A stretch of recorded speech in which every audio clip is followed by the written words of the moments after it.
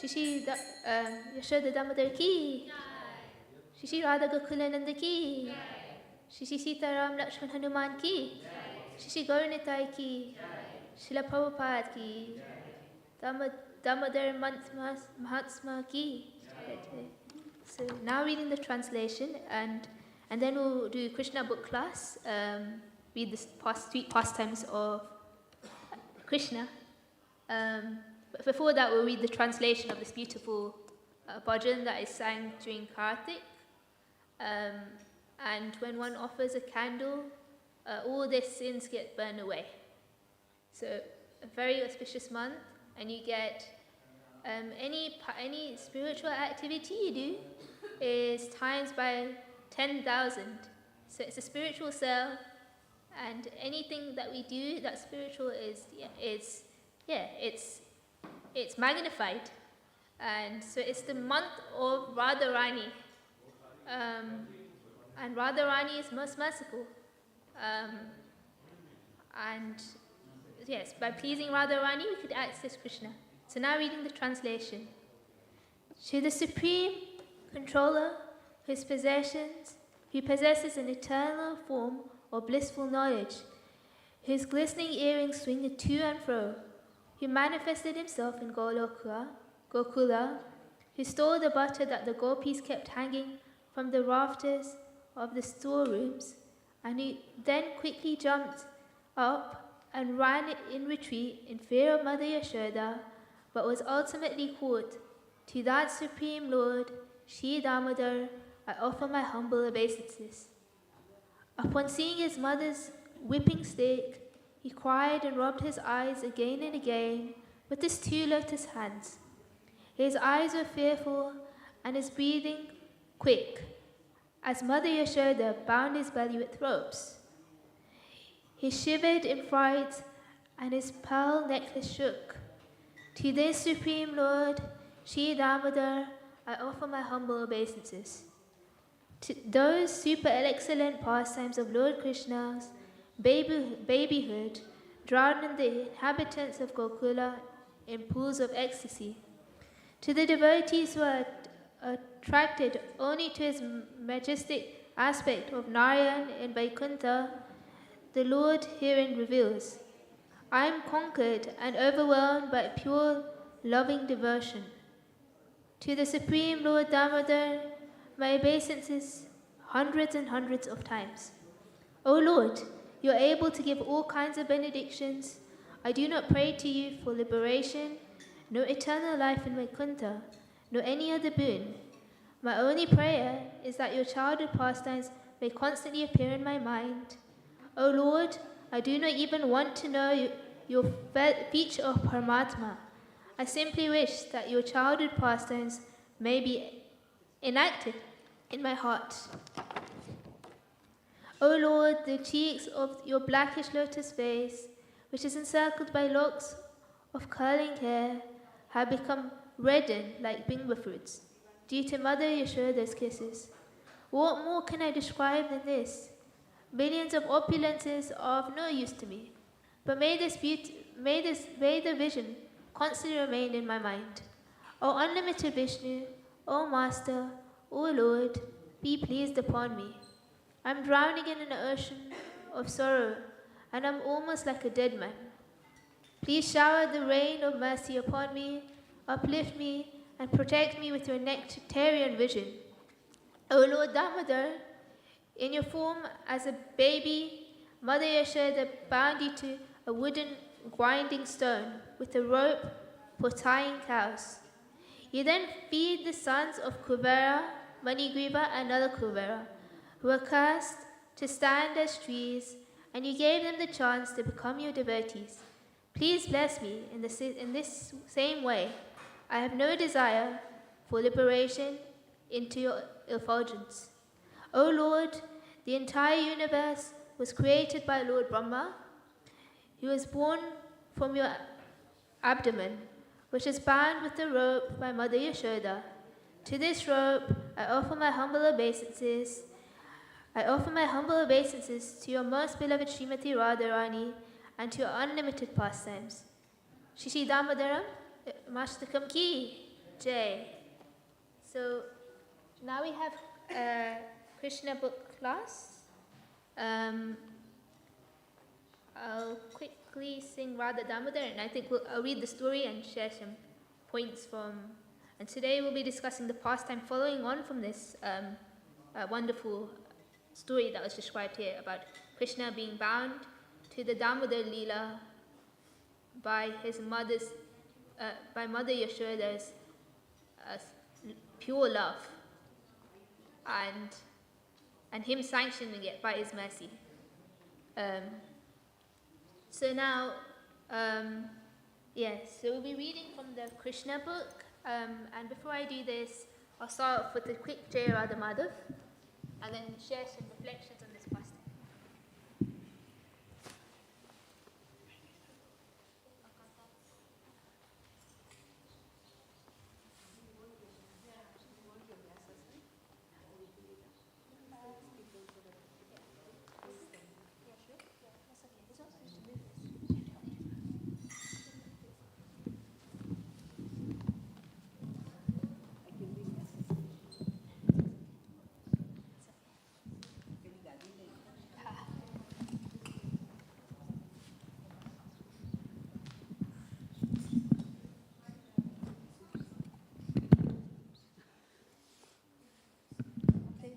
Krishna book, do we?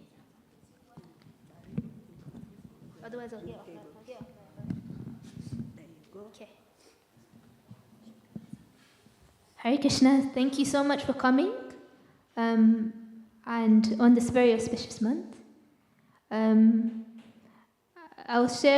now share a sweet pastime of how Krishna delivered 2 demigods, and out of his mercy, and I'll describe how, we'll see how by the mercy of a pure devotee, by the mercy of a pure devotee, we could access Krishna's mercy. And so, before I start that, I will start off with a small prayer, and Jai Radha Madhav as well, and I'll read the story to you first. Jai Radha Madhava Kunja Bihari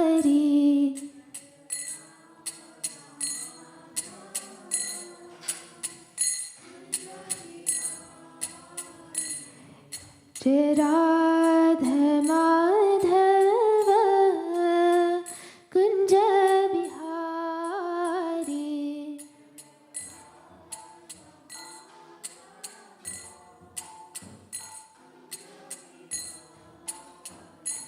Jaya Gopijana Vallabha Girivaradhari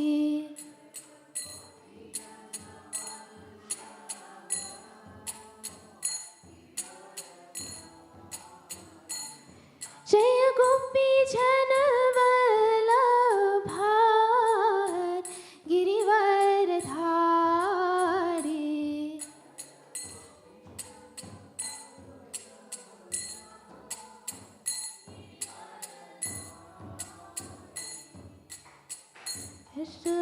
Nandana Prajajana Ranjana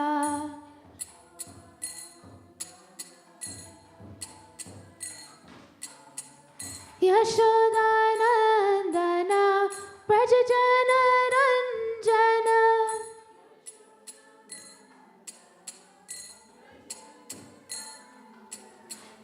Yashodanandana Prajajana Ranjana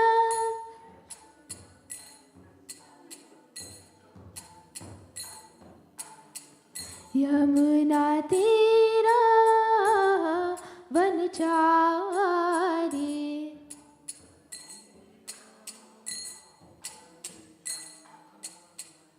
Yamuna Tira Vanachari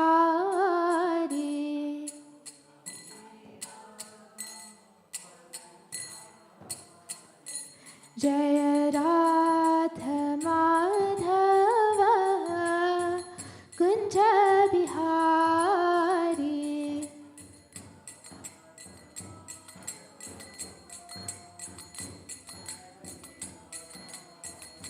Jaya Radha Madhava Kunja Bihari.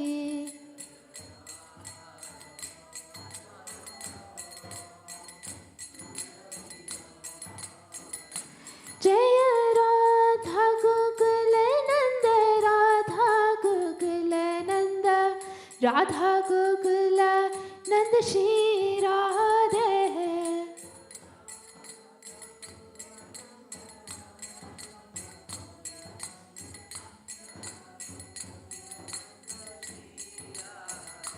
Jaya Sita Ram Lakshman Hanuman, Jaya Sita Ram Lakshman Hanuman.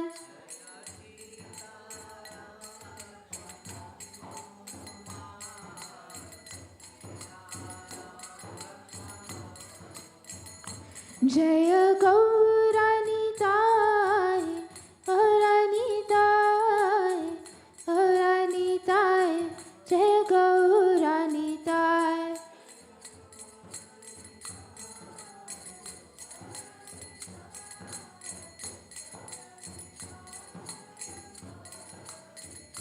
Jaya Jaya Prabhupada, Prabhupada, Prabhupada, Jaya Jaya Prabhupada.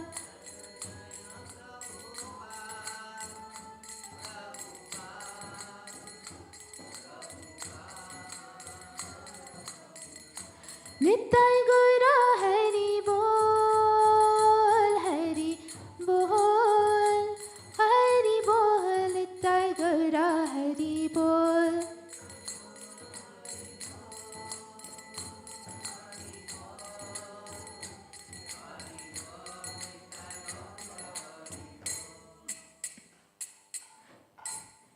Shri Radha Gokulananda ki, Shri Sita Ram Lakshman Hanuman ki, Shri Gauranitai ki, Srila Prabhupada ki. So, before I start reading the pastime, I just wanted to seek blessings from Guru and the devotees present here and online that may say something useful. But yeah, mainly reading the pastime, so it'll just be a sweet pastime. So, Om Jnanatimirandasya Jnananjana Shalakaya Chakshurunmilitam Yena Tasmai Shri Guruve Namaha. Shri Chaitanya Manobhishtam Stapitam Yena Bhutale Swayam Rupa Kadamayam Dadati Swapadantikam.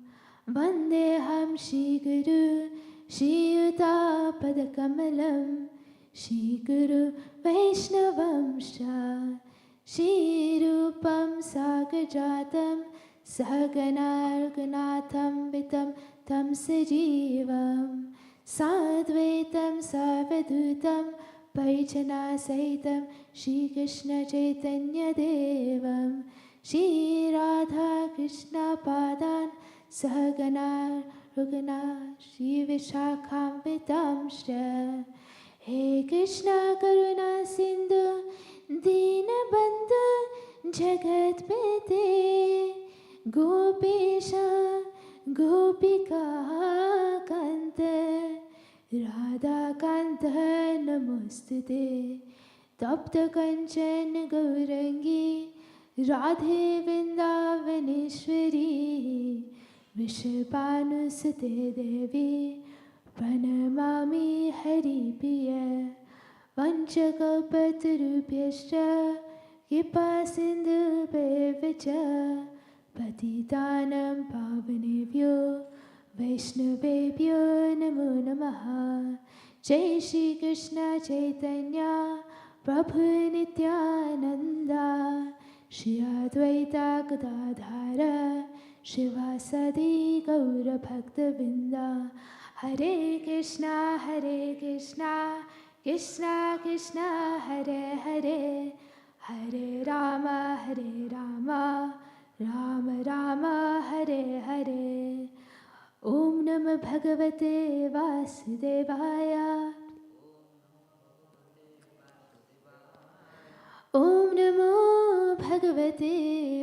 Vasudevaya.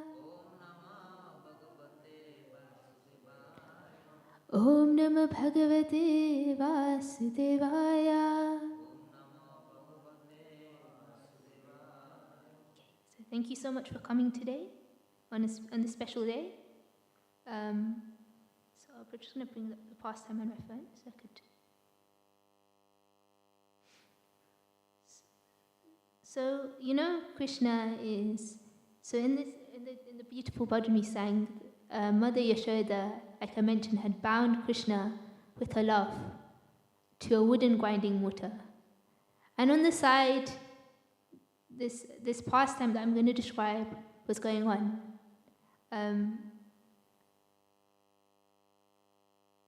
And the pastime's title is The Deliverance of Nalakuvera and Manigriva. So, the story of the cursing of Nalakuvera and Manigriva and thief deliverance by Krishna under the all-blissful desire of the great sage Narada is described here. The two great demigods, Nalakuvera and Manigriva, were sons of the treasurer of the demigods Kuvera, who was a great devotee of Lord Shiva. By the grace of Lord Shiva, Kuvera's material opulence had no limit. As a rich man's son often becomes addicted to wine and women, so these two sons of Kuvera were also addicted to wine and sex. Once these two demigods, desiring to enjoy, entering the garden of Lord Shiva in the province of Kaitash, on the bank of the Mandakini Ganges. There they drank much and engaged in hearing the sweet singing of the beautiful woman who accompanied them in that garden of fragrant flowers.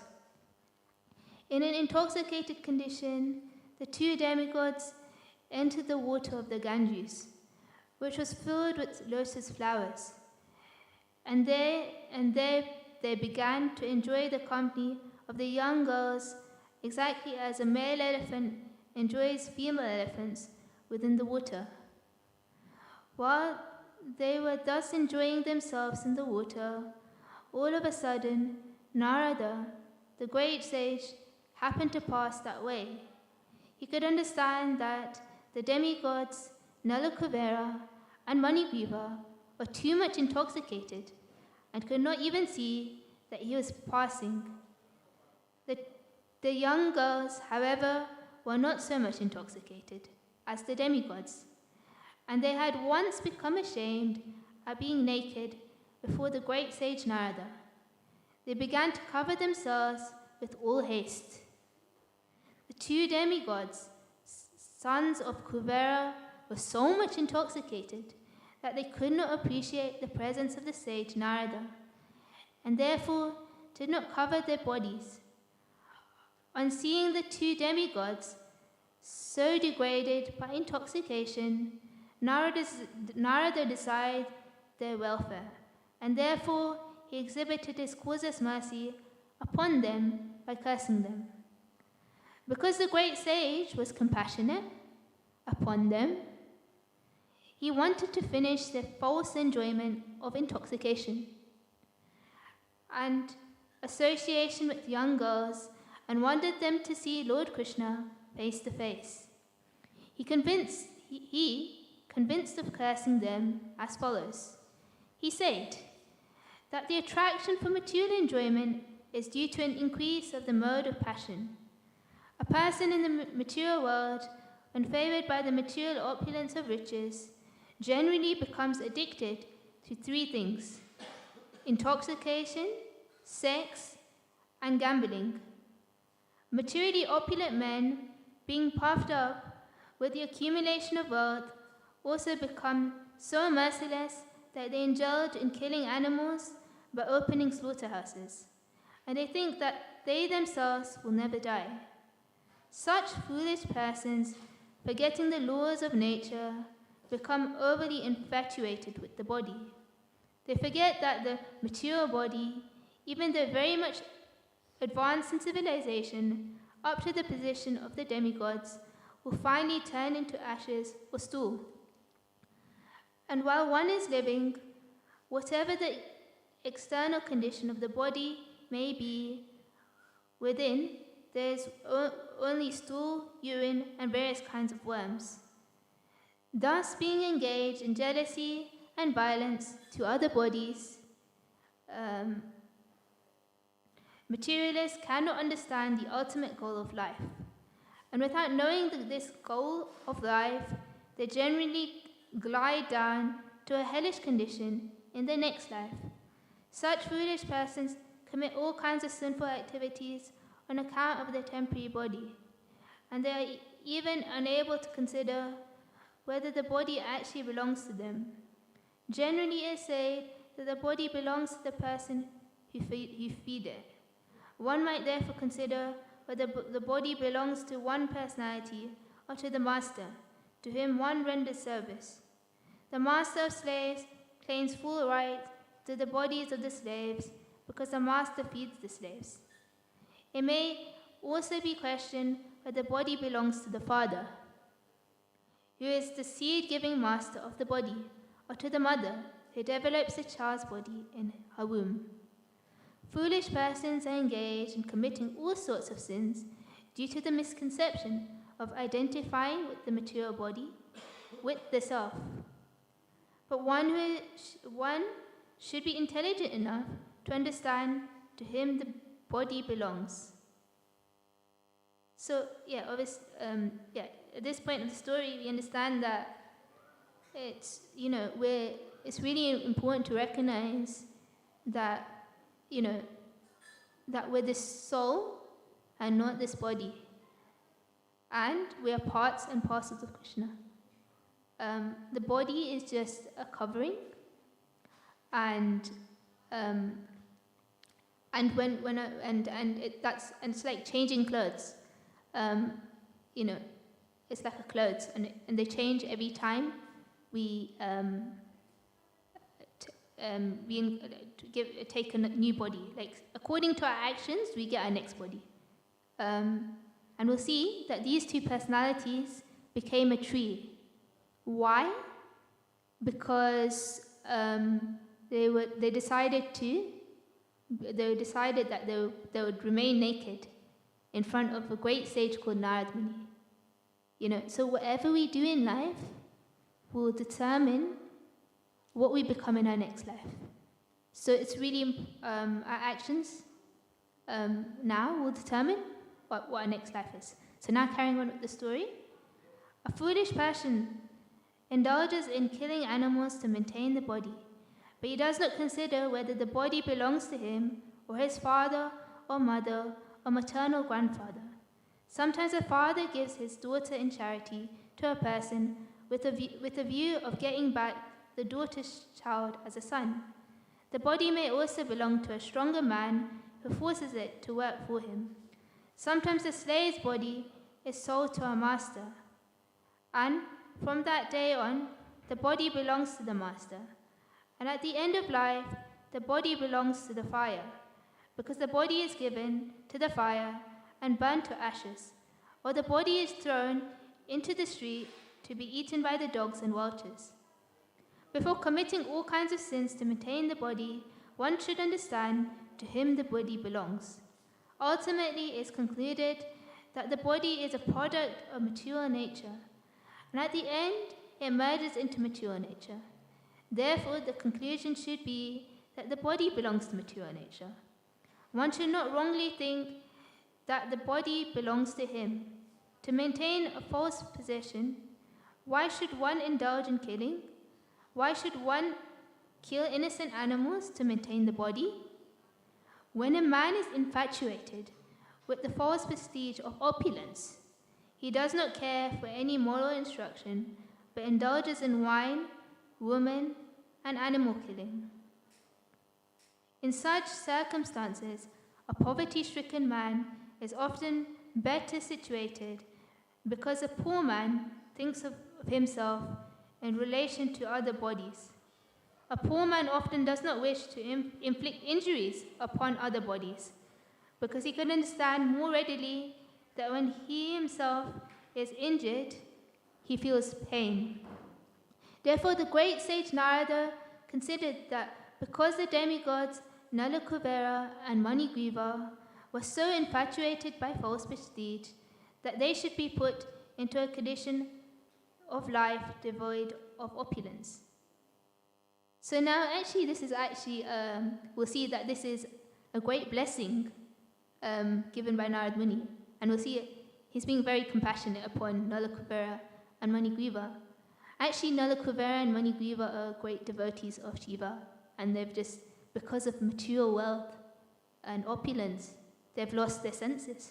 And so in our life, it's really important to remember that if we get wealth, that we utilize this in Krishna service, or purify our wealth. And always remember this, that whatever I have is given to me by Krishna. It doesn't belong to me, and therefore we should avoid falling into this trap of that Manigriva and Nala Kubera fell into. So a person who has a pinprick in his body does not wish others to be pricked by pins. A considerate man in the life of poverty does not wish others to also be put into that condition. Generally, it is seen that one who has risen from a poverty-stricken life and becomes wealthy creates some charitable institution at the end of his life so that other poverty-stricken men might be benefited. In short, a compassionate poor man may consider others' pains and pleasures with empathy. A poor man is seldom puffed up with false pride, and he may be freed from all kinds of infatuation. He may remain satisfied wherever he gets for his maintenance, by the grace of the Lord. To remain in the poverty-stricken condition is a kind of austerity. According to Vedic culture, therefore, the Brahmanas, as a matter of routine, keep themselves in a poverty-stricken condition to save themselves from the false prestige of material opulence. False prestige, due to advancement of material prosperity, is a great impediment for spiritual emancipation. A poverty-stricken man cannot become unnaturally fat by eating more and more, and on account of not being able to eat more and more, his required senses are not very turbulent. When the senses are not very turbulent, he cannot become violent. Another advantage of poverty is that a saintly person can easily enter a poor man's house, and thus the poor man can take advantage of the saintly person's association.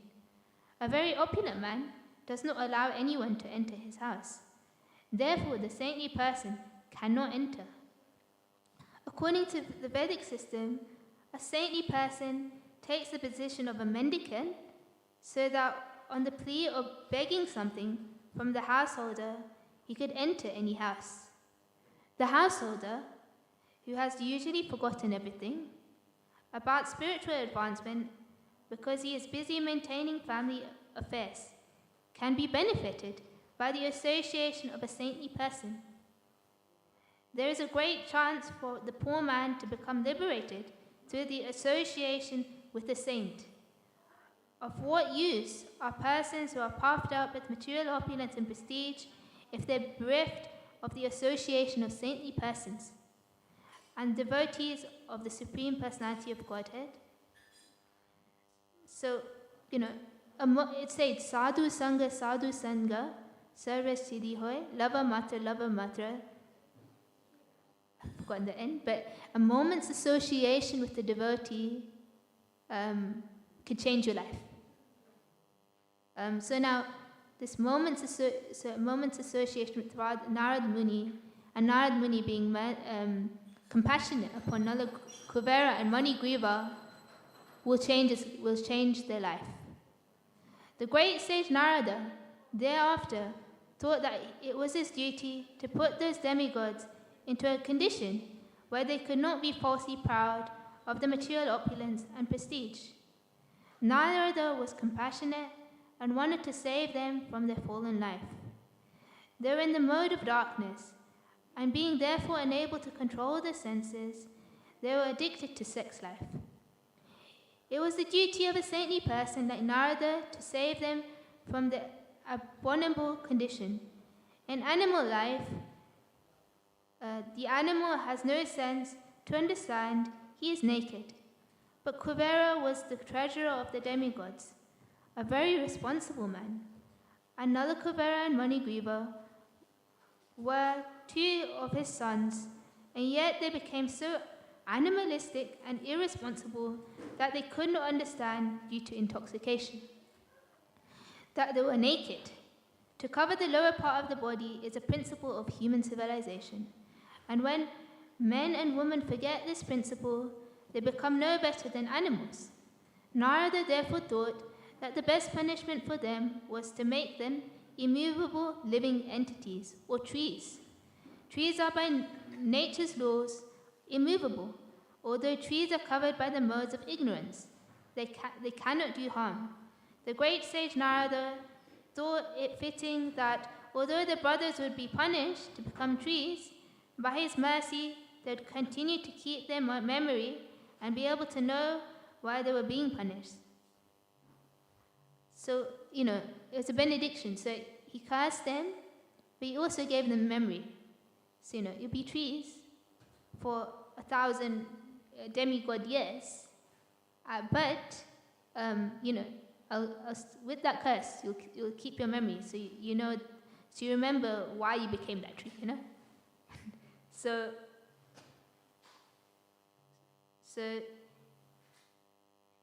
after changing the body, a living entity generally forgets his previous life.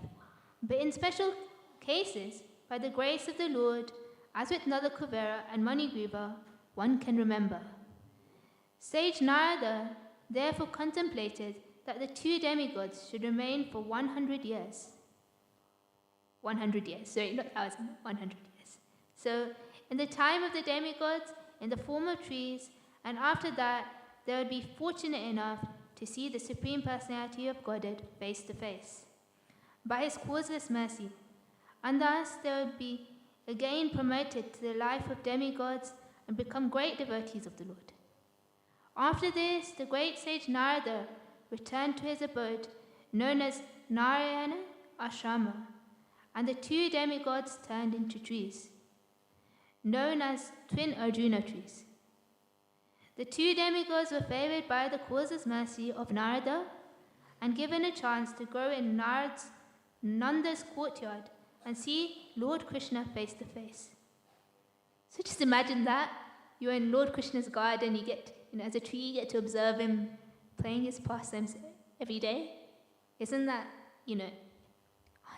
that's really fortunate, even as a tree, And, we'll see that actually, and we'll see that how when a dear devotee of Krishna, a pure devotee of Krishna, desires something, then Krishna fulfills that desire to, because upon his devotee's request, and we'll see that how Narad Muni is compassionate, and, Krishna fulfills the words of his devotees. So, in life, we should always aim to please the devotees.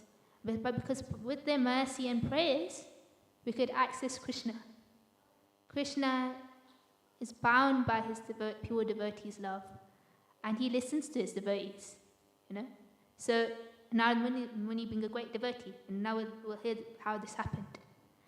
Although child Krishna was bound up to the wooden grinding mortar, he began to proceed towards the twin trees in order to fulfill the prophecy of his great devotee Narada. Lord Krishna knew that Narada was his great devotee and that the trees standing before him as twin Arjuna trees were actually the sons of Kuvera. And for a side fact, Arjuna trees are very, very powerful, one of the most powerful trees. And little Krishna is bound in this wooden grinding mortar. He's like 5 years old, And And we'll see that he's like, I need to fulfill my devotee's desire, my dear devotee's desire to deliver these personalities. And so we'll see how he,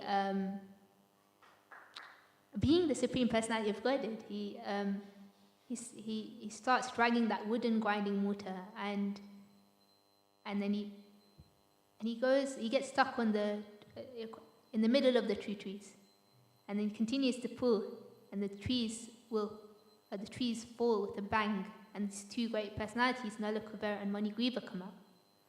So Krishna said, I must now fulfill the words of my great devotee Narada, he thought. Then he proceeded through the passage between the two trees. Although he was able to pass through the passage, the large wooden mortar stuck horizontally between the trees. Taking advantage of this, with great strength, Lord Krishna began to pull the rope, which was tied to the mortar. As soon as he pulled, the two trees, with all their branches and limbs, fell down immediately with a great sound. Out of the broken, fallen trees came two great personalities, shining like blazing fire. All sides became illuminated and beautiful by their presence. The two purified personalities immediately came before child Krishna and bowed down to offer their respects and prayers in the following words. Dear Lord Krishna, you are the original personality of Godhead, master of all mystic powers. Learned Brahmanas know very well that this cosmic manifestation is an expansion of your potencies, which are sometimes manifest and sometimes unmanifest. You are the original provider of life, body, and senses to all living entities. You are the eternal God, Lord Vishnu, who is all-pervading, the imperishable controller of everything, and you are eternal time. You are the original source of the cosmic manifestation, which is acting under the spell of the three modes of material nature: goodness, passion, and ignorance. You are living as a supersoul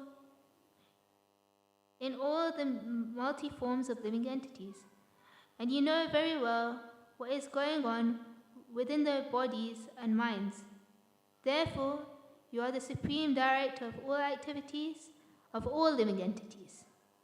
But although you are in the midst of everything which is under the spell of the material modes of nature, you are not affected by such contaminated qualities. No one under the jurisdiction of material modes can understand your transcendental qualities, which existed before the creation. Therefore, you are called the Supreme Transcendence. Let us offer our respectful obeisances unto the lotus feet of you, Lord Vasudeva, the Supreme Brahman, who are always glorified by your personal internal potencies. In this material world, you make yourself known only by your different incarnations. Although you assume different types of bodies, these bodies are not part of the material creation. They're always full of transcendental potencies, of unlimited opulence, strength, beauty, fame, wisdom, and renunciation. In the material existence, there is a difference between the body and the owner of the body. But because you appear in your original spiritual body, there's no such difference for you. When you appear, your uncommon activities indicate that you're the Supreme Personality of Godhead. Yeah, this little 5-year-old boy who is afraid of his mother and running away in fear, like tears flooding from his eyes. And now he's managed to break down 2 very, very powerful trees. Yeah, clearly, the Supreme Personality of Godhead is Krishna over here. So, and yeah, no ordinary person can do that. But we'll see after that. Everybody in Vrindavan loves Krishna so much. A miracle happens, and they're just concerned that, is my little Krishna okay? Is he hurt? They were just worried that, he must have been crushed by these two trees. And Mother Yashoda is like, why did I punish Krishna? I mean, what was, and she's feeling, I'm responsible for this, And but Krishna is okay. So in the material existence, there's a difference between the body and the owner of the body.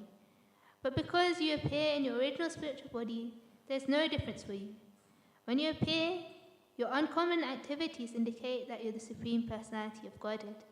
Such uncommon activities are not possible for anyone in material existence. You, the Supreme Personality of Godhead, cause the birth and death, as well as the liberation of the living entities, and you're full with all your plenary expansions. You could bestow on everyone all kinds of benedictions. O Lord, O source of all auspiciousness and goodness, we offer our respectful obeisances to you. You are the all-pervading Supreme Personality of Godhead, the Supreme Source of Peace, and the Supreme Personality, the dynasty of Yadu. O Lord, our Father, known as Kuvera, the demigod, is your servant. Similarly, the great sage Narada is also your servitor.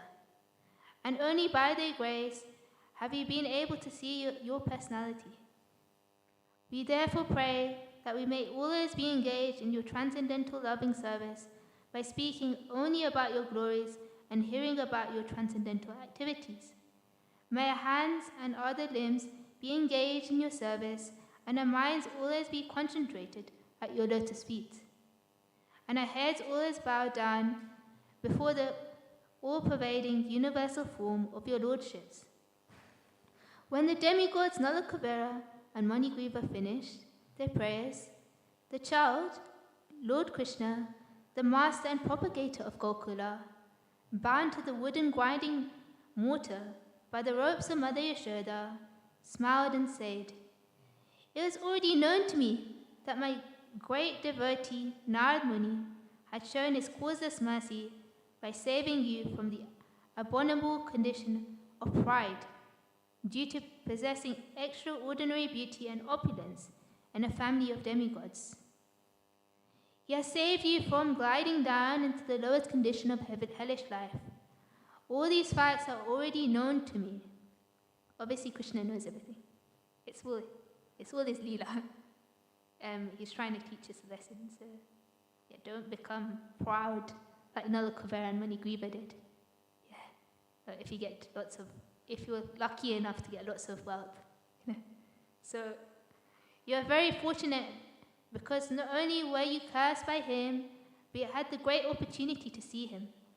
If someone is able by chance to see face to face a great saintly person like Narada, who is always serene and merciful to everyone, then immediately that conditioned soul becomes liberated. This is exactly like being situated in the full light sun. There cannot be any visionary impediment.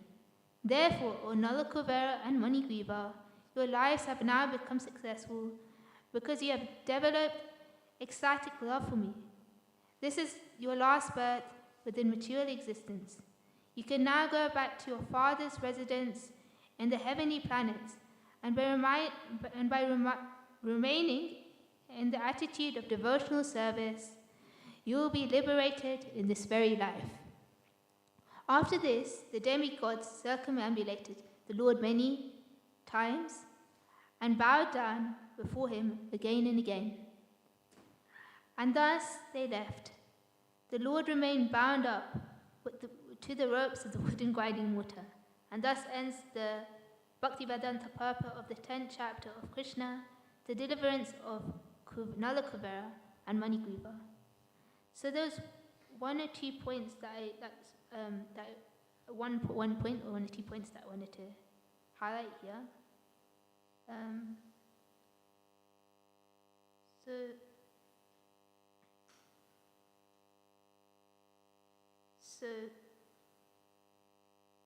So Srila Vishwanath Chakravarti Thakur gives this example, good example. When a father finds his child deeply asleep, but the child has to take some medicine to cure some disease, the father pinches the child so that the child will get up and take the medicine. So in a similar way, Narad Muni cursed Nalakuvera and Manigriva in order to cure the disease of material blindness.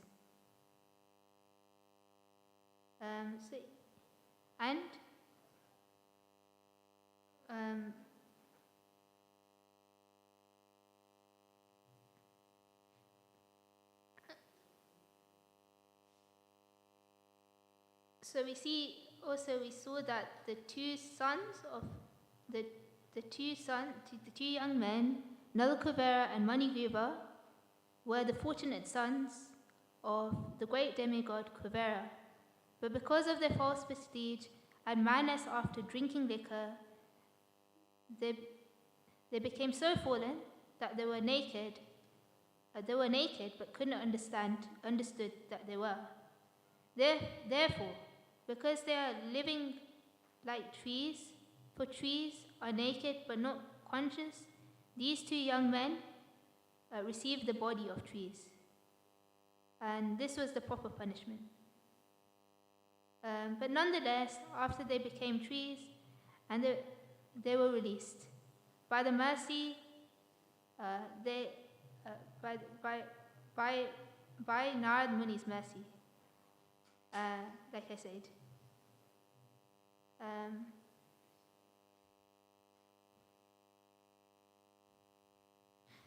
And usually a tree has no consciousness.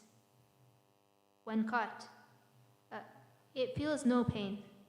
But Narad Muni wanted the consciousness of Nalakuvera and Manigriva to continue, so that even after being released from the life of trees, they would not forget the circumstances under which they had been punished. Therefore, to bestow upon them the special favor, Narad Muni arranged things in such a way that after being released, they would be able to see Krishna in Vrindavan, and thus revive the dormant bhakti. So each day of the demigods in the upper planetary system equals 6 months of our measurement. And although the demigods in the upper planetary system are attached to material enjoyment, they are all devotees, and therefore they are called demigods. There are two kinds of persons, namely the devas and the asuras. Asuras forget their relationship with Krishna, whereas the devatas do not forget. The distinction between a pure devotee and a karma mishra devotee is that a pure devotee does not desire anything for material enjoyment, whereas a mixed devotee becomes a devotee to become a first-class enjoyer of this material world. One who is in direct touch with the Supreme Personality of Godhead in devotional service remains pure, uncontaminated by material desires. Anya Vilashita Sunyam Nana Karmadi Anabritam.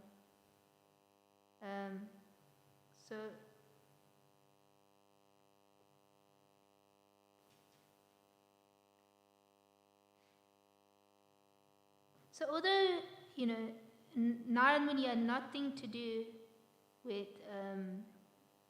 Kuvera and Manigriva, Narad Muni is a very dear and affectionate devotee. So you'll see that devotees is a very compassionate. And therefore, because he wanted them to come face to face with Krishna and get delivered, Krishna fulfilled his desire.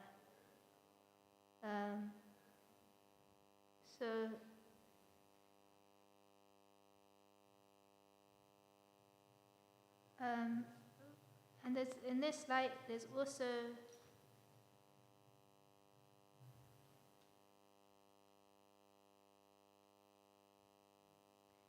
so actually from this pastime, the main lesson learned is arrogant pride, which comes from puffed up prestige, which is deep rooted in a madness for wealth.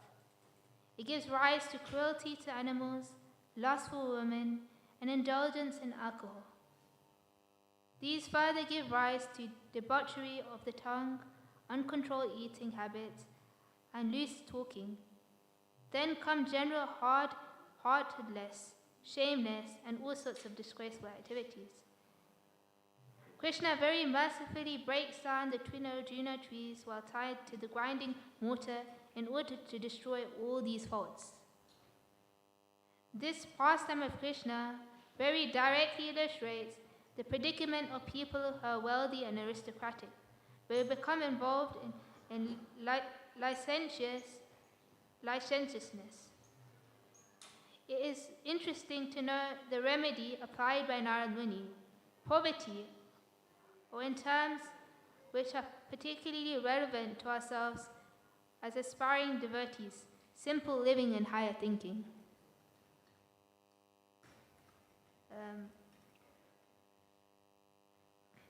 So even today, if a man who was formerly poverty-stricken gets money, he is inclined to utilize his money to perform many philanthropic activities, like opening schools for uneducated men and hospitals for the diseased.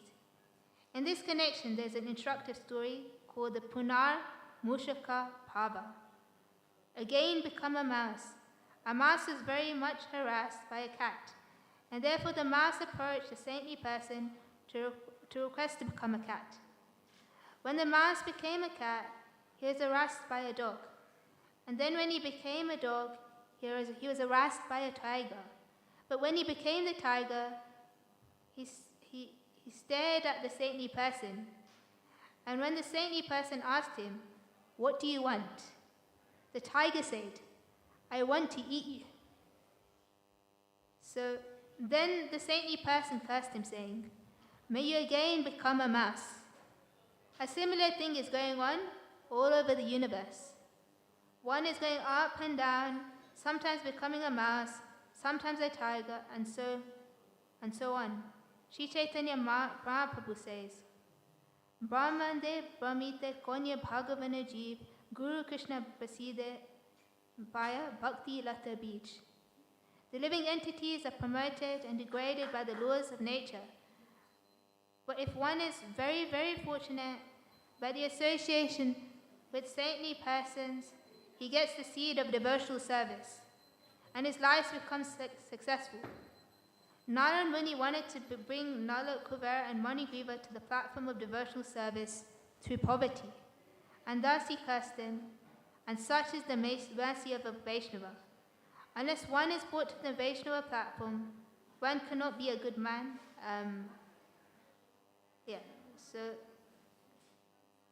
So when a sadhu chastises or punishes someone, he does not do it for revenge. So Maharaj Parikshit had inquired why Narad Muni was subject to such a spirit of revenge. But this was not Dhamma, for Narad Muni is in full knowledge of what was good of the two brothers, and he wisely thought of how to cure them. Vaishnavas are very good physicians. They know how to protect a person from material disease. Thus they are never tamaguna. Saguna samatityatan brahma bhuyaya kalpate. Vaishnavas are always situated on the transcendental platform, the Brahman platform. They cannot be subject to the mistakes or the influence of the modes of material nature. Whatever they do, after full consideration, is meant just to lead everyone back to Godhead. So, in our life, I think the key thing is we must always aspire to please devotees, like I mentioned a few times. It's really, really important to please the devotees. And again, I'm saying this because by the devotees' mercy and prayers, we could get Krishna's mercy. And so thank you very much for staying today to listen to a bit of the Krishna book pastime. And now we'll be singing the beautiful Damodarashtakam prayer, and there'll be Gaura Arti, so please do stay. Thank you so much for coming today on this special day. Haribol.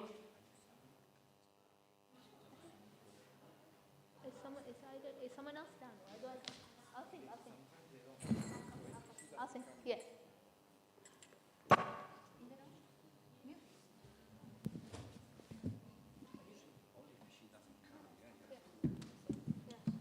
We'll wait a couple of minutes.